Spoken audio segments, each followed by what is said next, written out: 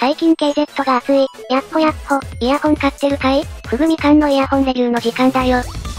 さて、最近 KZ が熱い。先日レビューした CCA-CRA 系統の記憶もまだ新しいところに、今回も新型ドライバーを引っ提げて、新しいイヤホンがやってきた。今回レビューするのは、CCA リレイライラ、こと座の意味を持つ、新しいフェイスプレートデザインを採用したイヤホンだ。フェイスプレートが新しい、1ダイナミックドライバー。KZ 系は、フェイスプレートを豪華にして、中身のサウンドをあんまり更新しない EDX 系のイヤホンを片手の指じゃ足りないくらいこすった過去があるんだが、安心してくれ、今回は完全新作だ。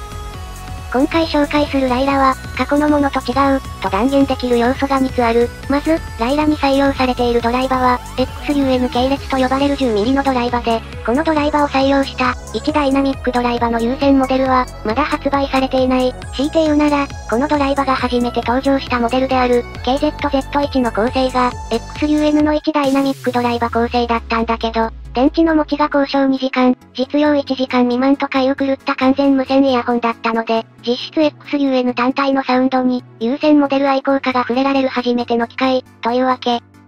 この XUN というドライバは、背面に富士山状のカバーが付いた、ドライバ背面カバーで低音や臨場感を増幅するような構造で、低音域の量感の評価の高い、KZZAS や、ZEX 系、DQ6 系のイヤホンで採用されている。先に、8ドライバモデルなどの、高音域を補正するドライバが乗った豪華モデルが投入されて、ここに来て、スタンダードな1ダイナミックドライバモデルにようやくラインナップが広がった、というわけだ。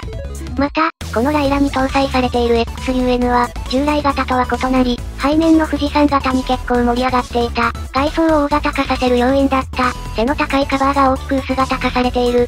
つまり、初めての XUN ドライバー、単発のイヤホンにして、初めての新型 XUN ドライバ搭載モデル、というわけだ。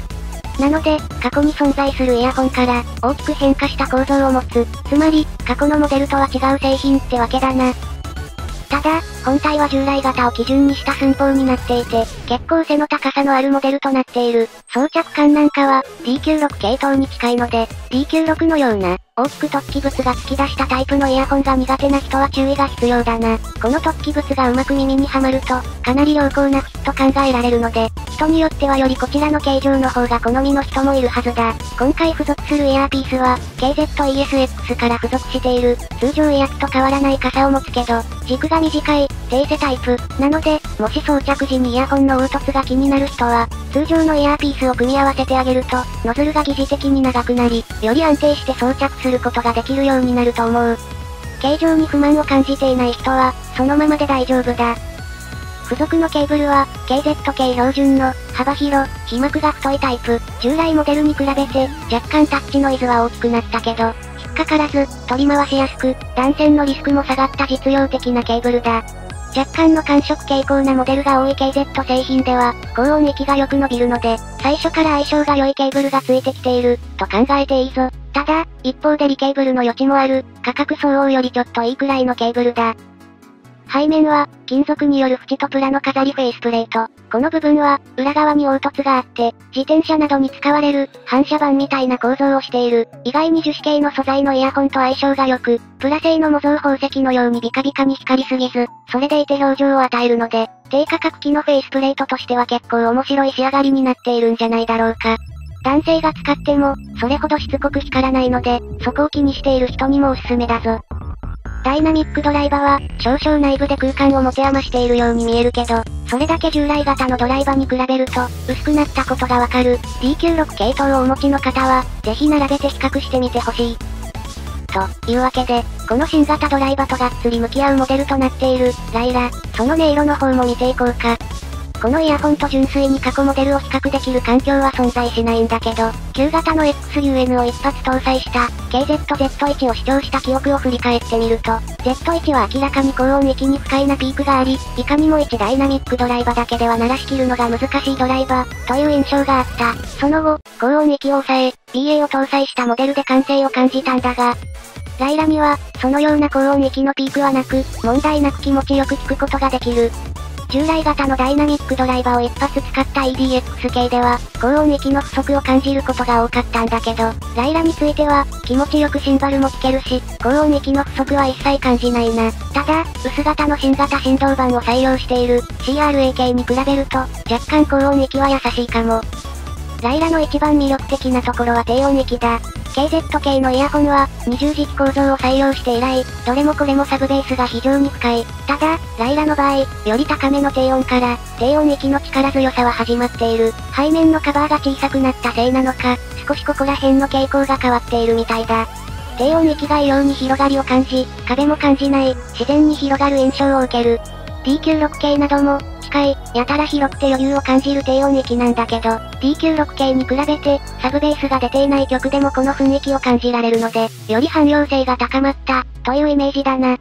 一方で、高音域については、不満は感じないとは書いたものの、KZ 系歴代最高の出来と僕が思ってる1ダイナミックドライバの CRA プラスや、今まで発売されてきたハイブリッドモデルに比べると、若干シンバルと他の高音域の楽器の間にスレを感じる部分もある。さらに使い込んでいくことでこの部分の粗は馴染んでいきそうだけど、印象が近いモデルの D96 や D96S に比べると、高音域にスレのようなものは若干ながら感じられた。ここは1ダイナミックドライバで頑張ってるライラゆえの可愛げや個性くらいに感じるけどな。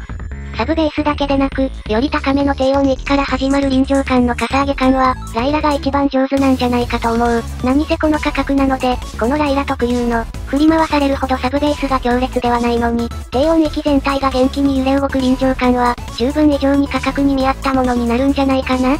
XUN の改良型ということで、やっぱり従来の同型ドライバ採用モデルに近い印象なんだけど、でも、やっぱり改良型ということで、少しその効果が発揮される音域が高めから始まってるのは、面白い変化だった。また、ライラで証明したこの小スペース化と、ドライバの面白さを、他のドライバと足したモデルが登場しても面白い。CCA-CRA 系統は、あれだけでかなり完結したところがあるんだけど、ライラは高音域にあともう一手間かけても面白くなりそうな音だ。将来性にも期待したいが、今後にドライバ機が出た時に、で、ダイナミックドライバ単発だとどんな音なの？という気持ちで買っても面白い。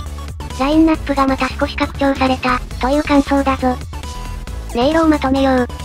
高音域は不満なく出てくる。ただし、高音域には時折粗さのようなものも少し感じる。この高音域のスレのような印象は、さらなるエイジングで取れる可能性もあるんだけど、ESX や CRA 系よりも少し違和感を感じたな。今後、他のドライバと組み合わせた時の変化が楽しみだし、人によってはあえてこの癖がむしろ好みかも。中音域は全く問題なし、KZ 系なので、低音域が出てる時は低音域のインパクトが優先されるけど、埋もれることもなく、適当に済まされてもいない。ボーカルはしっかり量感が乗っているし、ボーカルがおざなりだった KZ はすでに数年前だ。低音域、ここが一番の肝。以前の KZ モデルよりも、より低音域全体にかかるように臨場感が出ていて、低音域の響きのおかげで、空間が非常に広く、また音が反響して混ざるような印象もない、従来型の力強いサブベースだけとも違う、より臨場感と広がりを感じる仕上がりだ。全体にがっつり聞き込むためのイヤホン、というより、この広がる低音域を脳みそ空っぽにして受けながらのんびり楽しむタイプのイヤホンだと思う。もちろん、基本的なレベルは上がっているので、他の部分に妥協している印象もないぞ。強いて言うなら、曲によって時折感じる、高音域の、1ダイナミックドライバならではの粗さのような部分だけが、低価格機であることを感じるポイントだろうか。この部分の鋭さが気になる人は、D96S をおすすめするぞ。新型ドライバの面白さがよく出てる1台だと思う。KZ 系のバリエーションの一つとして、他の1ダイナミックドライバ機とは違う馬味を持っているので、これ音同じやんけ、ということにはならないはずだ。様子見の人は、しっかり音が違うので安心して大丈夫だぞ。と、こんなところだな。KZ、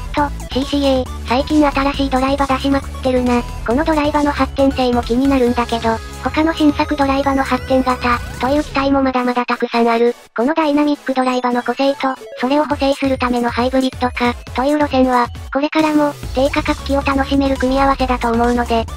今後とも誰でも手に取れる、楽しいイヤホンをポコジャカ出してほしいところだ。フェイスプレートだけ違うのは勘弁な。そうそう。そういえば、ライラと同じ系統のフェイスプレートを持った AS16 Pro も、すでにサンプルが到着済みだ。今月はなんだか一気にドバーッとサンプルが届いたので、レビューするのは8月中旬になっちゃいそうだけど、フル BA 系もどんな風に変わったのか、ちょっと期待したいところ。そんな感じで今回はここまで、KZ 系がまた熱を帯び始めたぞ。